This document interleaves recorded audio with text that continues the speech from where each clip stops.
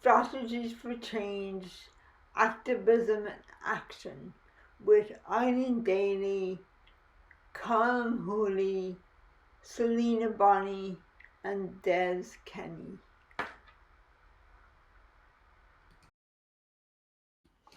Introductions, Colm Okay, Whooley. I've been on this planet a long time, so I'll keep it very short. Okay, um, I suppose just to go right back how I originally got involved, I had a motorcycle accident in 1980 and ended up with a spinal cord injury. Following that, I was in rehab for a number of months. I didn't get involved in disability activism for a number of years afterwards, and I'll tell you why very honestly. I suppose I was reluctant to. I didn't want to be part of the disability community. That was my way of, I suppose, uh, coming to terms with my injury. But about a decade afterwards, I suppose, after giving out and seeing all the things I had issues with and all the barriers, I decided to set up an organization called Spinal Injuries Ireland in 93, which was probably a really good time to get involved, because it was around the same time that there was all the activities around fighting for PAs. And I remember sleeping outside government buildings with Martin Naughton, John Doyle, lots of other people, sadly, who've now passed. So I suppose I was very lucky right from the start. I got to meet some really good people who helped me, because I'll be very honest, I knew nothing. I knew nothing about disability rights until I linked up with these people. And then through my work with spinal injuries, and I've worked abroad in Nepal and in Europe, helping other organizations to set up. So it's my experiences, I like to think, is very broad, but I'm always open to learning. It's an ongoing process. Selina. Uh, I'm Selina Bonnie, and it's great to be here with you tonight. Um, well, I've been a person with an impairment for all of my life, but I only really came out to myself as a disabled person in my early 20s. Throughout a lot of my life up until then, I didn't want to be associated with disabled people. I didn't want to know disabled people. But I felt it would make people think that I was disabled. And back then, I felt that was a negative thing. But then in my early 20s, I ended up on a community employment scheme through necessity, really economic necessity, with an arts and disability organization.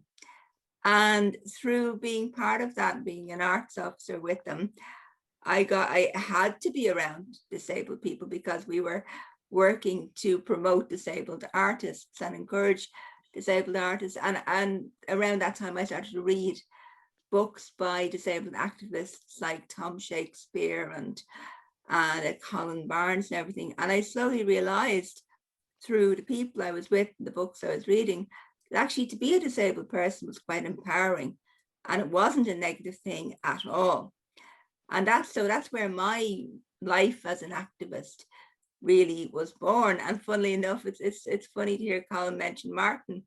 And but my story kind of starts almost nearly with Martin as well. Or very early into my activism journey was Martin. And you'll find a lot of us veterans, we originate with Martin or within Martin. So I can always get a bit emotional thinking about him. He was such a special person. But really, so over the years, within the Arts and Disability Organization, a couple of my colleagues were members of the gay community, and they had dyslexia. So I ended up proofing a lot of their work for them when they were writing press releases, things like that. And so through working quite closely with them, I actually got interested in the whole area of reproductive justice and sexual rights for disabled people. And I suppose that's where a lot of my work has focused over the years. But then I ended up working with Centre for Independent Living, which is now ILMI, and had many years like that. Yep, out on the street at night with the sleeping bags and the placards and bringing the flasks of tea and the whole lot. At this stage now, in 2002, I decided to jump the fence and go from being a lobbyist to being a public servant, to try and start to make change within, But as Martin said to me the day I left CIL, sure, nobody ever really leaves. And he held true to that word. And so I'm here with you tonight and still going strong as an activist by night and a public servant by day. And Selina, you said there about coming out, and I think Colm kind of touched on that as well. And could you kind of talk to me a little bit about that? Like, what did that entail? How did that happen? Well, really, as I said, I was kind of forced in a way through other circumstances to be around disabled people and to interact with disabled people. And just slowly through that, I started to feel this sense of empowerment when we were together and we were affecting change. I realized how good that felt. And I started to understand that to be a disabled person actually wasn't a negative thing. I didn't wake up every morning going, oh God, I'm going to get into this wheelchair again, or, so it was just that whole process of finding the power within and feeling confident that I didn't really care how the rest of the world saw me. I knew I was a strong, independent person who had thoughts and rights. And so what? So what if, kind of a guy said to me, well, I'd love to go out with you, but you're in a wheelchair, so I won't. Thankfully my attitude was, well, mate, your loss, and moved on. But, it was through being around my peers and learning from mentors like John Doyle or Trouble, as I always called him, and Martin Nocton, Donald Tolan, Dermot Walsh, the list go on. Of course, we've got Ursula and Florence. We can't forget the ladies. No. That's how I kind of came out to myself. And it was interesting because a very important book I read, and I'd urge you all to read it. It's called The Sexual Politics of Disability, written by Tom Shakespeare, Cathy Gillespie Sells, and Dominic Davies. And within that, they talk about the process of coming out as a disabled person. And really opened my eyes. I was written in a very accessible way. And so that's what I mean by kind of, it's finding the power within and your own confidence. And just because the world might see you in a more medicalized way or a problem to be fixed, you have to be kind of confident in your own strength and ability and say, well, heck of it, I am a disabled person. So what? Eileen. Hi everybody, it's great to be here with you this evening, and I'm like Selina and Colm. My journey started off in the early 90s when I was a fifth-year student, very young, very naive, and I had this dream of wanting to go to university. And how was I going to make that happen? How? Nobody with my level of impairment was ever going to go to college because I needed assistance with all aspects of daily living. And one evening I decided to take a break from the study, and I watched a documentary that, without sounding cliched, was to change my life. And that documentary was called In from the Margins, and Donald Tolan, who Selina has already referred to, was the presenter on that documentary. And that particular evening, they were speaking about a new movement called the Independent Living Movement coming to Ireland. And they spoke about people like Martin Nocton, Dermot Walsh, Ursula, Florence, and Declan O'Keefe, and many others, Peter Moore. Many of those comrades and friends and peers who greatly influenced my life are sadly no longer with us, but they're still very much in our hearts and minds. And it was at that, as some of you probably know, at that time there was no supports, no structured supports for disabled people to go to third level education, and it was just a dream. And my family, with the exception of my mother, thought I was crazy, but she did support me to fill out the CEO application. We filled out the change of mind form. I had originally put down UCC as my first choice, but having gone to visit the campus in UCC, it was in no way as developed as it is today. It's fantastic today, but back in the early 90s, it was only in its infancy. And so I decided to put UCD down as my first choice. And at that time, there was an organization called the NRB, the National Rehabilitation Board, which I'm glad to report has long been disbanded. But the rehabilitation officer came out to my home and basically informed me that I would do nothing more than work in Jacob's biscuit factory. And he was promptly told in no uncertain terms where to go. And my mother was horrified at my very colourful language. But anyway, the rest is kind of history. I did my leaving cert, and I was probably one of the first people in Ireland to get reasonable accommodations to complete my leaving cert. I had a scribe whom I dictated my answers to, and that was a liberation for me, because basically the person, all I had to do was talk, and they just wrote what I wanted to do, them to write. I didn't have an SNA in school the way a lot of the children and young people do now, and in a way I'm very glad I didn't. But then I fought for a package, which thankfully I still have today, and I came to UCD in '94, and the rest is history. I never went back. I consider myself an adopted dog now, even though I'm originally from Cork. And education, I guess, is one of my passions. So I continue to education and employment are my passion. So I continue to work in that area today. And Eileen, again, like coming out as a disabled person, can you remember?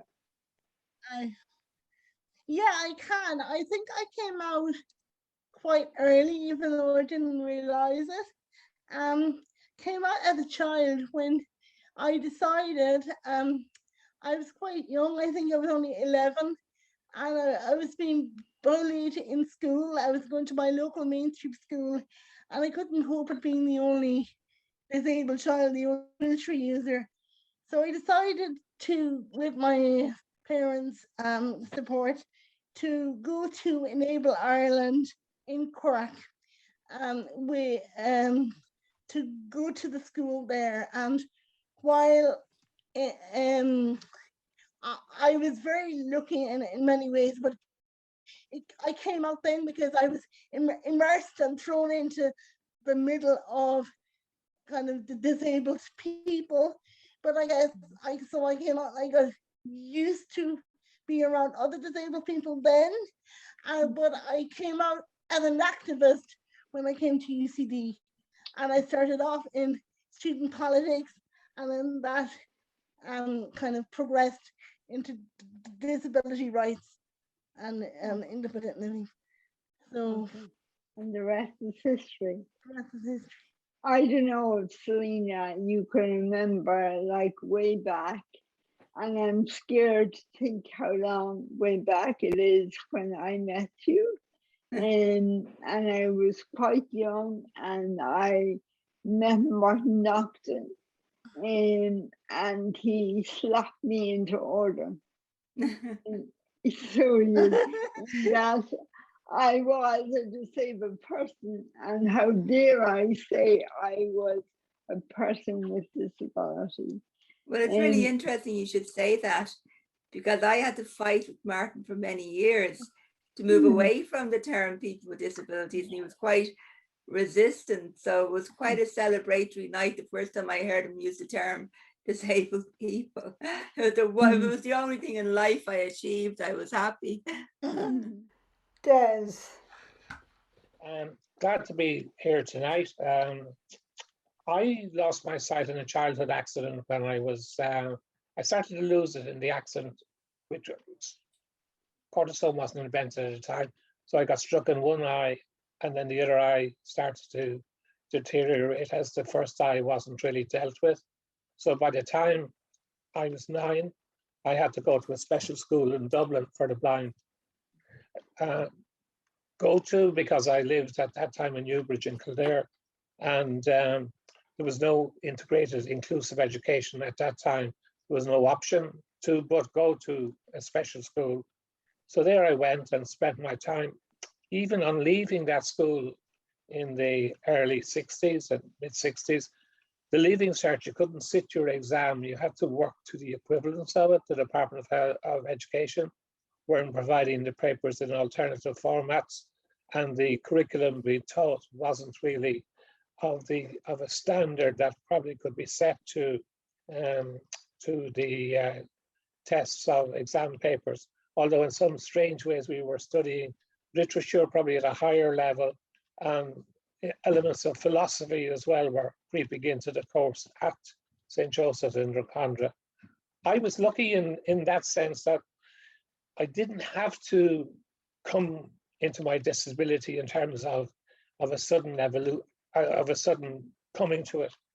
I evolved gradually from the age of 9 into being a blind person. And as such, I had only to come to terms with a blind person including myself with seeing people. And that was going to become the most difficult part, because when you're in a school for the blind, or anybody who might be in any institution with other disabled people, will find that very quickly, if you're good, you can rise to the top of the mountain. You know, you can be the king among everybody else.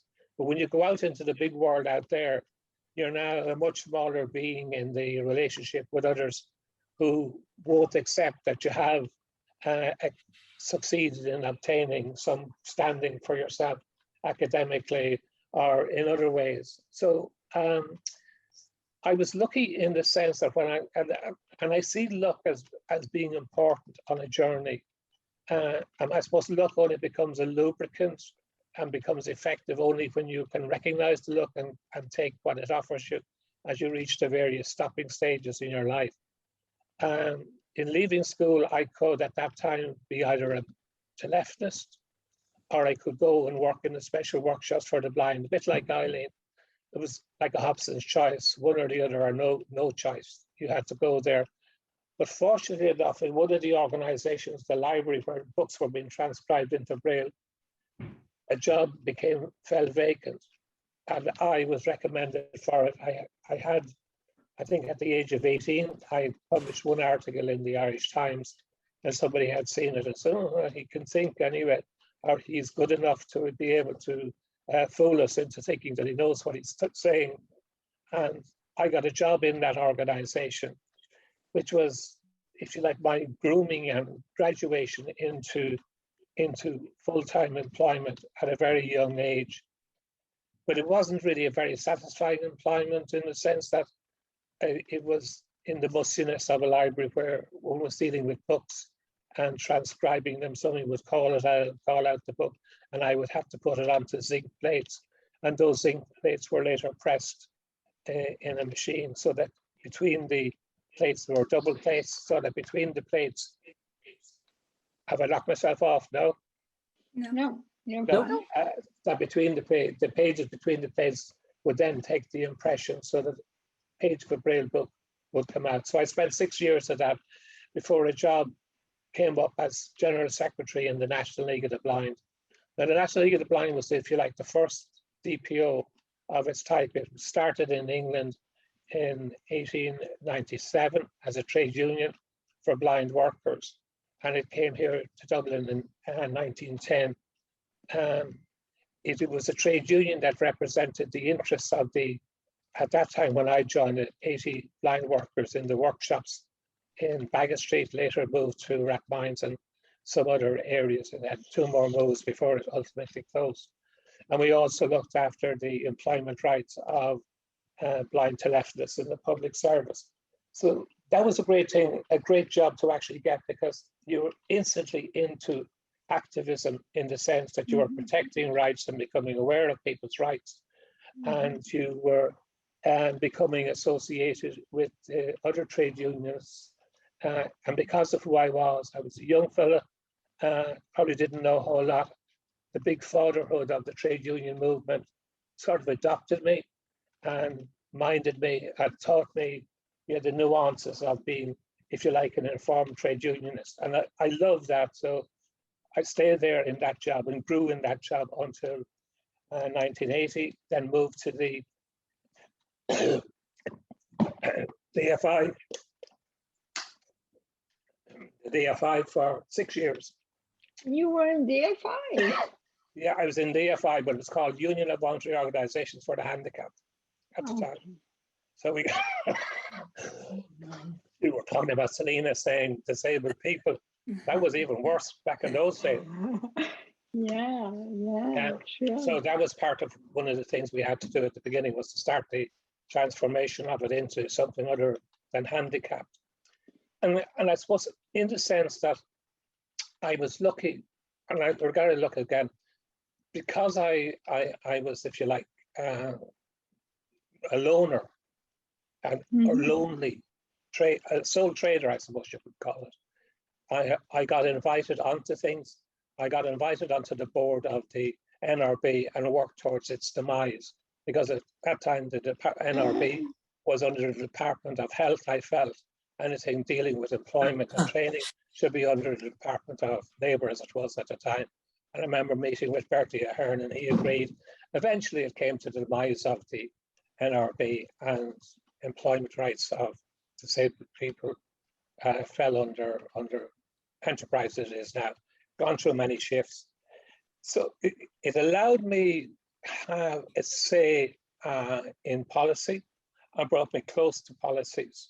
I would have been involved in the creation of free travel, which went to blind people initially, before it went to anybody else. I would have been working with Liam McGuire in the NRB when Liam created the concept of concessions for disabled motorists. And, a few of us had influence, because there wasn't any real movement back in the 80s. You, as I say, sole trader. The organizations were really minding places for disabled people. They weren't really progressive places at all. And the title of the Union of Voluntary Organizations for Handicaps suggests really that's what it was, in terms of the evolution of terminology, as well as the evolution of attitude. So then I went along to stay there for 6 years. I was lucky in a sense, again, look, that something else came up. And then I went as chief executive to the National Council for the Blind, which was very small at the time in Hatch Street, 1986. And I stayed there to my retirement in 2007. And I think I would have had some influence in how I helped change it from the dominance of a branch-controlled, volunteer-led organization of well-meaning people who actually saw blindness and people who were blind as really people who had to be taken care of and patiently minded, and probably not interfere too much in terms of their lives, because we were on a short caravan route to heaven. We were meant for something better in the next life. And were you aware that you were engaging in change back then? Yes, because in addition to the trade union movement, and not having my qualifications as when leaving CERT, I went into, I went to the Institute of Adult Education, which doesn't exist really to the same extent now, and I obtained a diploma in social studies. but I joined the debating society, and I eventually became auditor of the debating society. So on Saturday nights, we were debating the social issues around Christine Keeler and all of the people of the time and the issues of the time. And that sort of involved me with other activists in terms of people who were starting to think. Mary Kenny would have been one of our speakers at one of the debates. And like, so again, I was with people at a time, and growing up, and you would find a lot of people had the same kind of experience. We, for whatever reason, it was a magnet that tied us or drew us to one another. And when I eventually went back to study, I went back and studied. I did a master's in healthcare management and economics, and I would have studied the writers that was mentioned earlier in disability, and I would have focused on that in a big way. And like Michael Oliver, nobody mentioned the lady of the system, Jenny Morris, people who really knew what the messages of disability should be, and how in the evolution and development of community care in the UK as it was in the 70s, it was really trusting, throwing back on family, the care of disabled and disadvantaged children and adults, rather than developing a progressive welfare state. So I got that master's in healthcare management, and then went on later to get an MBA from the Open University. So I compensated for it, but I did try to go to UCD not long after leaving school, and I stuck it for a year. But I got tired of asking my friends to read books for me onto tape. There was nothing available. So after a year, I had to do, I think, repeat one subject. I said, no, I'll do that some other time. That was me, you know. Now, one thing about blindness and other disabilities, the early form of, if you like, care of people, we call it, for want of a better description, was blind, deaf, dumb, and imbecile. We were the four, if you like, cast out in the terms of the poor law and whatnot. And the blind organizations and the other disabled organizations evolved more slowly, but more progressively. And they were all different organizations in a way that they never really joined. And so now in these latter years, that you can see that people are seeing a commonality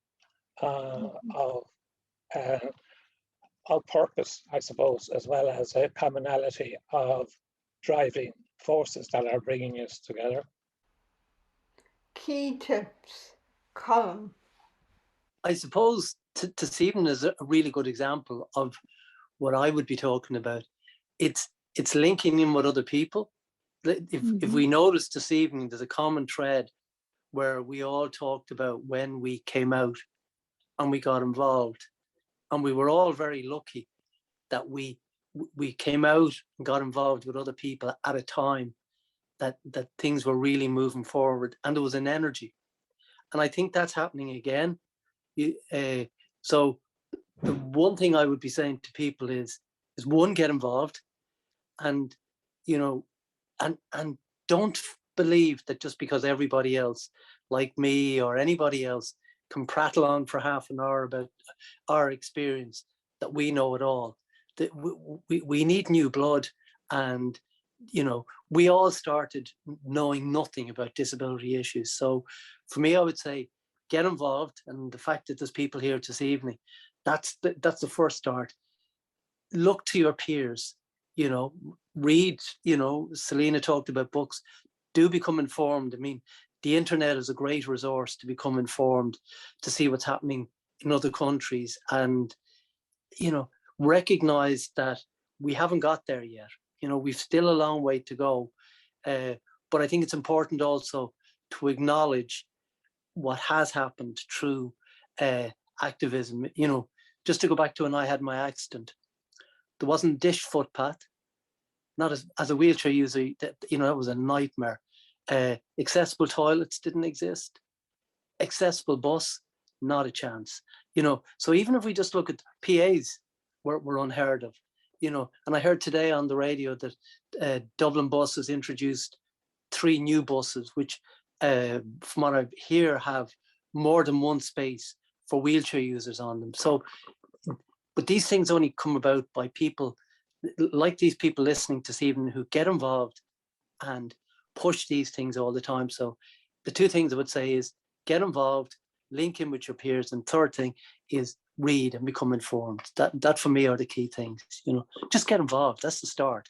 You learn from that. That's how we all did. Selina. Okay, well, the most fundamental thing that I would say is believe in your right to use your voice, and believe that your experience is a valid experience. And most importantly, believe that you know your body and your needs better than anybody with any beautifully framed degree on a wall. You are the expert on your body and your needs and your dreams, and you have a right to them. You also have a right to say no, and you have a right to make mistakes. And the most important thing is mistakes are good, because that's what they call experiential learning. It's only bad if you do them over and over again and don't learn from them. So that would be the very fundamental thing.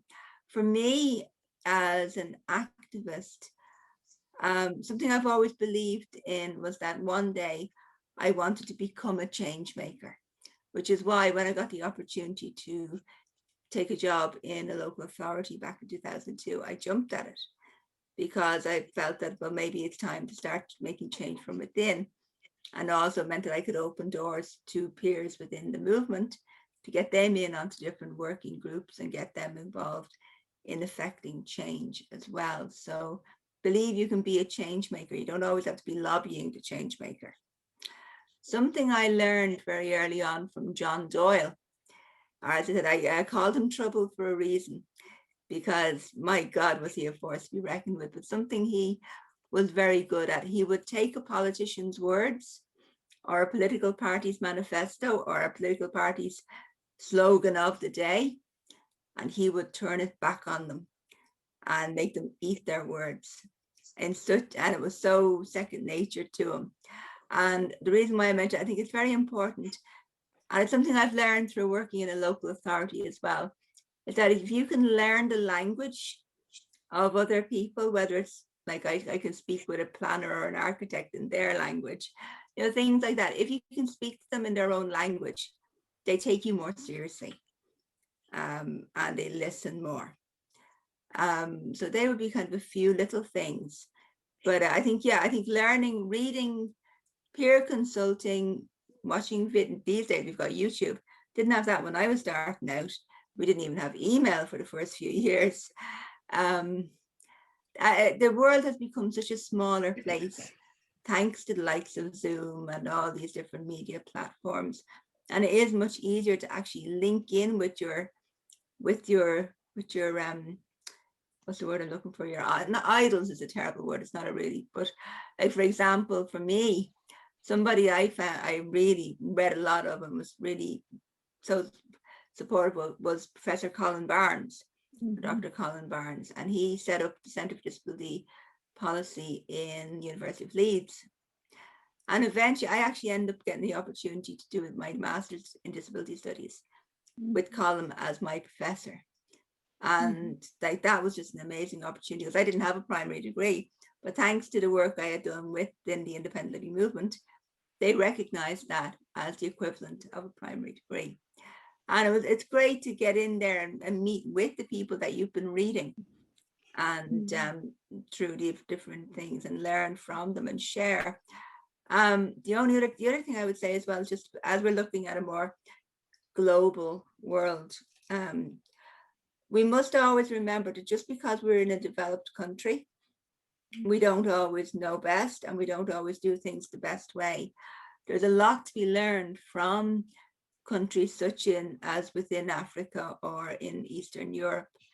And so it's important to share across borders as well, share learning and share experience, because we're not always the ones that know best. So it's to acknowledge that. And like Selina, you talk about Colm Barnes, and he was my professor as well when I done my master's, and they were very rights focused, and they were very political, and not so over here. No, the masters that I did you couldn't do it in Ireland.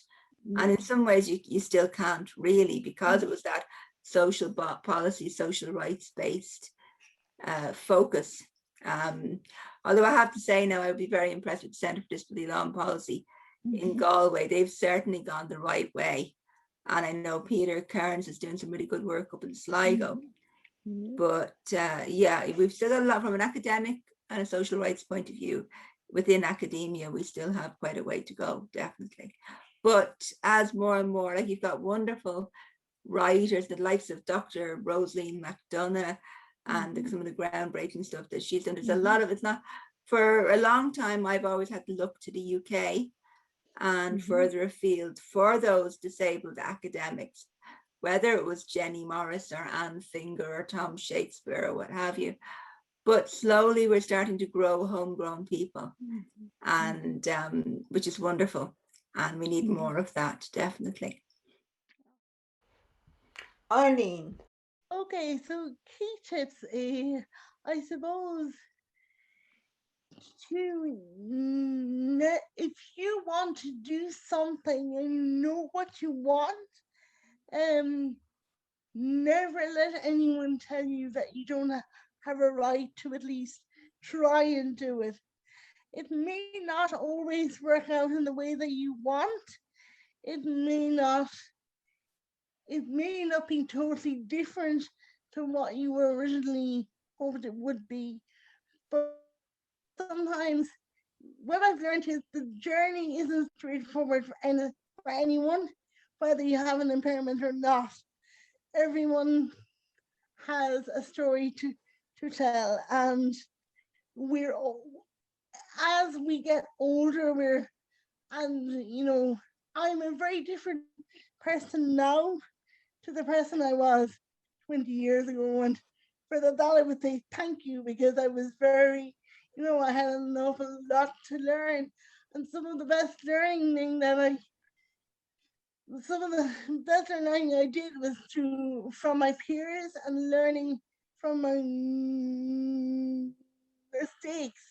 But if I had listened to everyone at the outset, and when they told me I couldn't, that it wasn't possible, and the story could have been very different. So if you really want to do something and it doesn't work out the first time, get help, get support, get advice, take the guidance, and then try again. And I suppose one of the things that I think is really positive within ILMI and the disability rights movement as a whole is I think we're moving towards becoming a cross impairment organization, where we are beginning to recognize the importance of intersectionality. So I am a disabled woman, but I'm also a friend. I could be a parent, I can be a lover, I can be many different things, and to different people. And we all have a right, if we want to be any of those things, and to meet different people along the way. Another thing I think is that, and what I've learned as well, is that able-bodied people and the able-bodied kind of world, not everyone is the enemy, and we need to learn. We have to inform, to educate, and to work in partnership. We are the experts in our own lives, but it's really important that we get the confidence to be able to sit around those tables where the decisions are made. And I echo what Selina said around, it was taking the job in the public sector. I've worked in both the public and private sector, and it's a really powerful place to be, but it can also be a very lonely place to be at times, when you feel like you're still the lone ranger speaking and you're the only voice up there. So that's where peer support and the support of your fellow activists is very important. And just to say as well, I suppose that we're all still learning, and we have as much to learn from you as you do from us. And we do not know everything, and we never will. Okay, and I think that's really important, that we learn from each other, just because we might be educated or whatever doesn't mean that we know everything. So collectively engaging in dialogue is really important. Des. I think it's to know yourself and have confidence in yourself. I know that when I started with the Debating Society, I was terrified before speaking, and I used to vomit before going out to speak. But I wanted to speak, so I forced myself to actually undergo that transformation of fear into an ability to be able to talk to people. And effectively, I think that's it. I think you have to be able, for whatever reason it is, to find your own voice and to give a voice to something or other. And in a debating society, that was my way to find, if you like, activism. Because when you think about it, I am different insofar as blindness as a movement is very much a singular type of pursuit. It is not a group activism. It is something that has been progressive, and it doesn't have, or didn't have in the past, a good relationship or need to have a relationship with other disabilities. In fact, I could say in a way that the beginning of a relationship between the wheelchair user and the blind pedestrian was when audio signals were put into Dublin and the pavements were dished to let the wheelchair user across using the signal that was put in for the blind person. And that was the beginning, if you like, of a shared coming together. I think I think it was Selina said it. I was a change maker, I think, rather than an activist. And I think you need both. I think if you're fortunate enough to be able to find yourself from where policy has been formulated and made, I think you can do a lot. I used to argue with some of my colleagues like Lee McGuire and whatnot, that it was handy him throwing stones from the outside, that I could be in with the minister saying, you're going to have to in some way appease this minister, he's not going to go away, and through a combination of activism and people who can work their way into the inner sanctum of formulation of policies, things happen.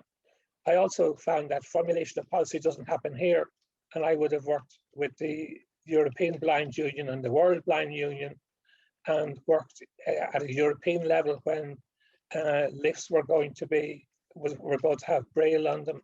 And if you now go into your supermarket and pick up a packet of Strepsils, you'll see there's Braille on that. That didn't come about from Ireland. That came about through a lot of us who lobbied at the level of the EU. Audio description on the likes of Sky Television came also through progress made at a European or different level. You have to find your way to the right tables in the right arenas where things are happening and policies are going to be made, and work towards that. We also worked at a European level on air passenger rights that allowed people, disabled people, travel. And some of that was faltered a little bit with Ryanair's behaviour, but eventually became good. And I think it's being the change maker and finding your way to those tables, and having the arrogance to know that you have a right to be there, but having the modesty not to show off that you have a right to the others around you, that you have a right to be there. And what you have to do at the end of it all, I think, is you're not going to make it by yourself. you are influencers and we are influencers. And what we've got to do is to share that influence with others, that it actually builds a camaraderie or an empathy with what we're doing. So if we want to do something in a serious sense, you know, you go and talk to architects and be part of the architectural lobby for something that makes sense to them, because they're going to interpret it into millimeters, inches and whatnot for you. We can't do it alone, but we can interpret, I think, from the being expert in our own lives, what's wanted. And then we can go to experts in transformation to actually put it into the language and the dimensions to make it happen. Challenges and support with Selina. Before I answer that, just to link into what Des has just been talking about in relation to kind of collective action and international in Europe, I would just highlight the Freedom Drive that was instigated by Independent Living Movement Ireland, and which has brought on, I think it's 3 occasions now, disabled people from across Europe together for a week of action. The first one was in Strasbourg, and I was very fortunate to be on the first one in Strasbourg. I went kind of as Martin's navigator and translator, so it was quite an interesting experience. But it was just it was wonderful for 2 reasons. One, because we were in there with the change makers in the European Parliament. We were meeting with MEPs. We were making presentations within the European Court of Human Rights, and you know, so there was that really important political action. But as well as that, we were partying and barbecuing and hanging out with our peers from across Europe and learning what was different about their lives and what was the same. And that helped us to see where the collective action could be. So the likes of the Freedom Drive and linking in with structures such as the European Disability Forum or the Disability Intergroup of the European Parliament is so important, because Des is right, you know, like we might see the benefits in Ireland, and sometimes we might get too focused on Irish policy and Irish legislation, but what we're implementing here, it's coming from European level and UN level, and then filters down to us to eventually through local authorities and other agencies right there on the ground. So we need to try and familiarize ourselves with that transit of policy and change, and how we can link in at each stage to influence that. So I just felt it was important to kind of mention that in relation to what Des kind of opened up there. One of the key challenges from within our own movement that we have started to address, and thankfully started to change, is dealing with this hierarchy of impairment and segregation of impairment, which partly came about because it was traditionally before DPOs, we had different impairment specific charities all fighting for a piece of the same pot. And well, we needed more than the others do. Whereas now, through our collective action and through this cross impairment working together, we're starting to learn how.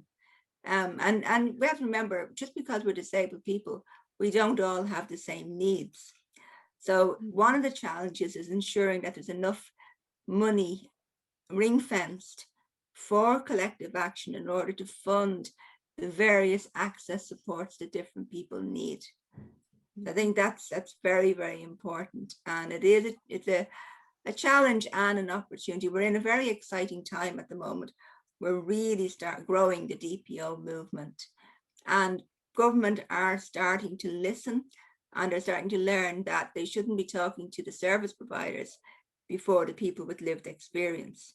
And that is really starting to hit home, which is wonderful. So I would be quite excited about the potential for change that we have here at the moment. But there are challenges because people still don't, when they're setting budgets and what have you, they still don't understand that it's not just sufficient to provide a ramp or a loop system. There's a lot more to providing and meeting access, and that can take money. So that's one thing that would be a key thing, really, is learning how to work together despite our various needs, and then making sure that those who hold the purse strings remember that there's more than one way of providing access and all are necessary. That would be kind of the key thing. I think the main support, well, for a start, of course, we need more secure rights-based access to personal assistance funding and to appropriate housing and all the basics of life. My kind of focus a lot is more around private rights, so it'll be reproductive justice, sexual citizenship, that and things. And it's an area that really needs a lot more, even down to the fact of when we talk about kind of reproductive health or what have you, you know, in 21st century Ireland, a lot of disabled women still go without essential health checks because the cervical check or the breast check services are not properly accessible to their needs. And they are challenges because people are not seeing the intersectionality with disability, as Eileen said, where everybody is more than one thing. Like, I'm a woman, I'm a mother, I'm an activist, I'm a wife, I'm half Indian, and I'm politically active. So there's more than just one side to me. And it will be the same for everybody. And so that is a challenge. It's not just about having a nice little section for disability in a policy or, you know, 5 actions out of 139. But it's about seeing people as whole people. And that's where we need to focus more on universal access and inclusivity rather than integration. Eileen. Well, the challenges, well, I'm going to talk about a very current challenge as I see it. So as we emerge out of COVID, as the world is slowly beginning to emerge, and many of us are still at home a lot, working at home, studying at home, not going out as much as we used to. I think it's really important that we as disabled people make sure that our voice is heard as we learn to live with COVID. COVID isn't going to go away anytime soon. So it would be very convenient for everybody to assume that we're all going to continue to work and study at home, that we're all going, you know, that's okay. It is, if that's our choice. And working from home and studying at home opens up a whole new world to many people. But it shouldn't be assumed that's the only way. We still need and should demand and be part of creating an accessible transport infrastructure. We still need to lobby for everyone's right to a personal assistant at work or at home, or to participate and be as involved in their community or to travel if they want to. The right to have a family, the right to participate in life as we in the same way as our peers. And I don't want COVID to be used as an excuse. So it's really important that we hang on to the lessons that we have learned. And if we have regressed and slipped back a little, that we all work together to move forward and that our voices are heard, but that we're also make sure that we have a voice at the table to make sure that the proper safety measures continue to be put in place for everyone, including the disabled people, be it if we're accessing health services, public spaces, whatever that is. And I suppose the challenge, I would echo probably what Selina said also in terms of funding and accessing funding to ensure that we have our rights, to make sure that funding is ring-fenced appropriately, but also we need to look within ourselves to make sure that we know what we want and we know what our rights are, because sometimes, as well as other people oppressing us, we can also become oppressed within ourselves, self-oppression. And that doesn't mean that we don't have that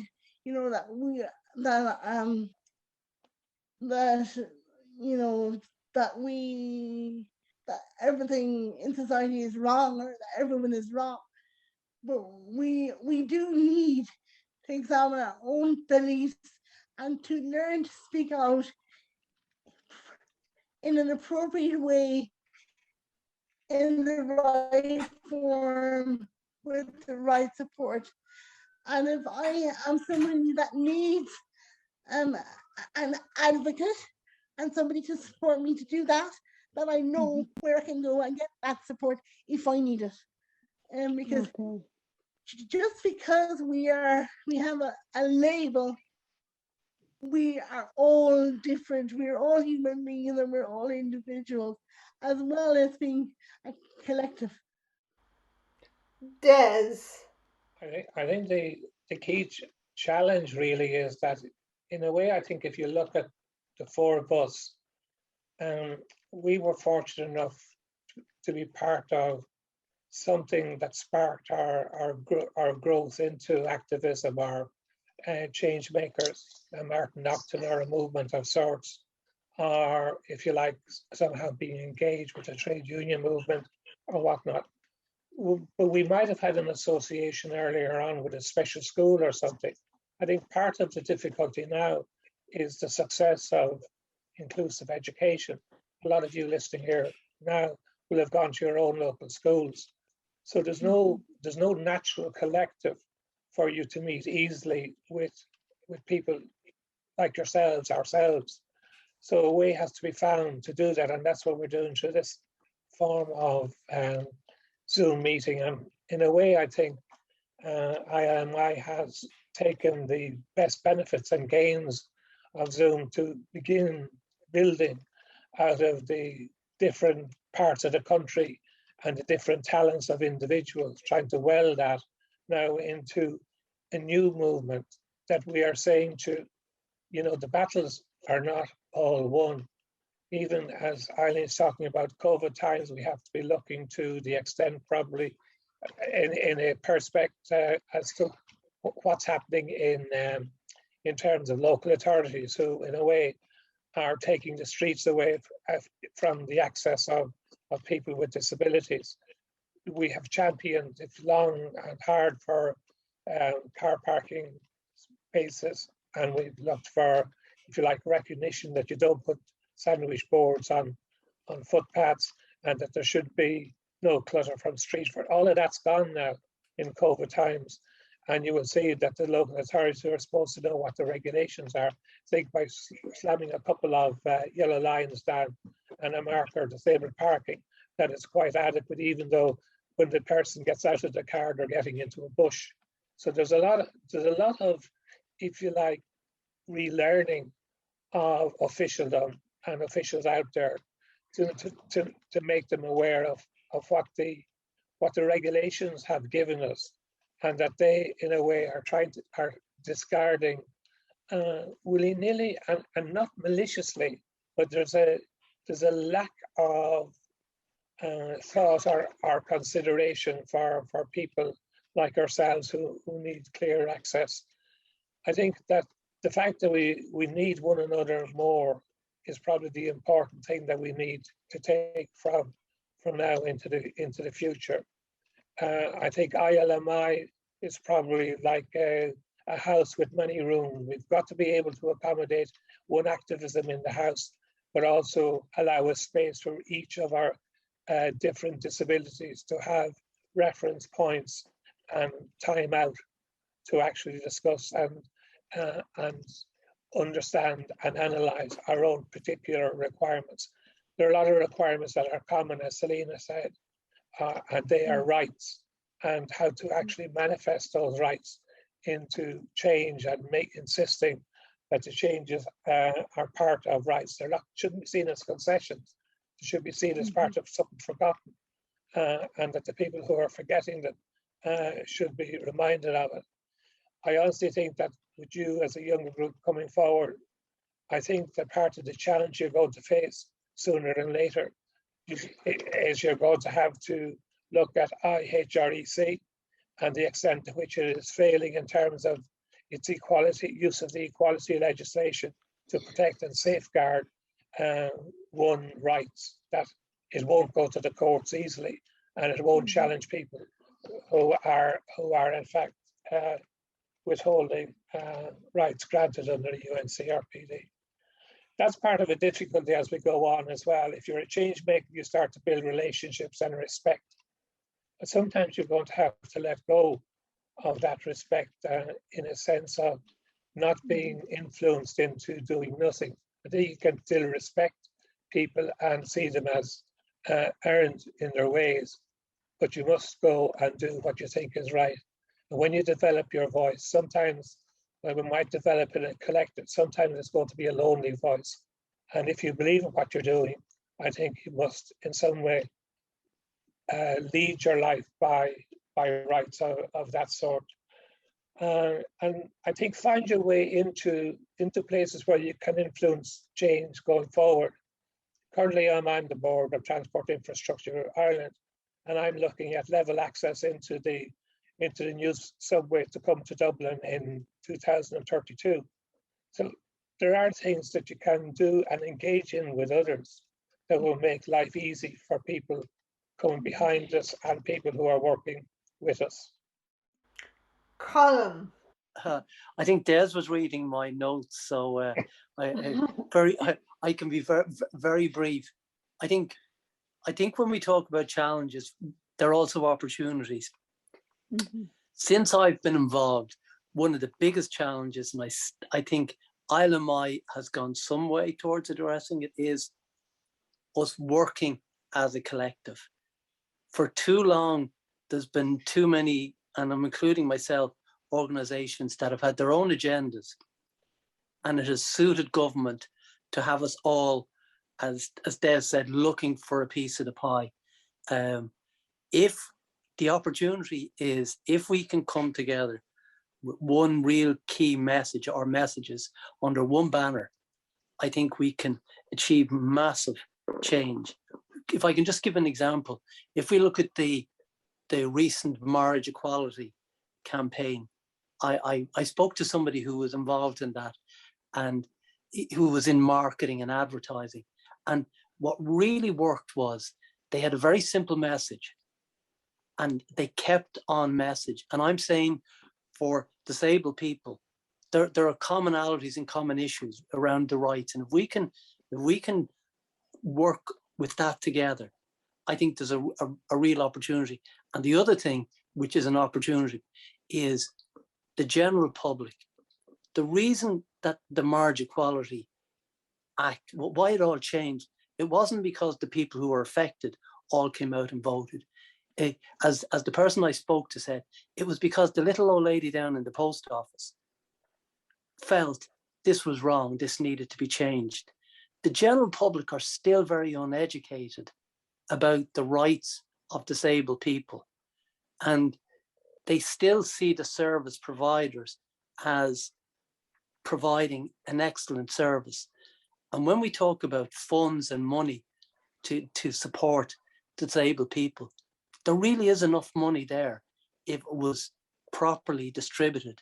So I think the opportunity is if we can come together under whatever banner with a clear message and come together and not go off and fight our own little battles about specific little issues, because once we continue to do that, we're never going to. But if we can come together, really, if we think about it, if all the disabled people came together, agreed, and we all know this has been a challenge because there's personalities and there's issues, but if we could agree with a common message to come together, I think we can bring around huge change. So for the new people or the next generation, there's a real opportunity for them to learn from what we did, but also learn from our mistakes.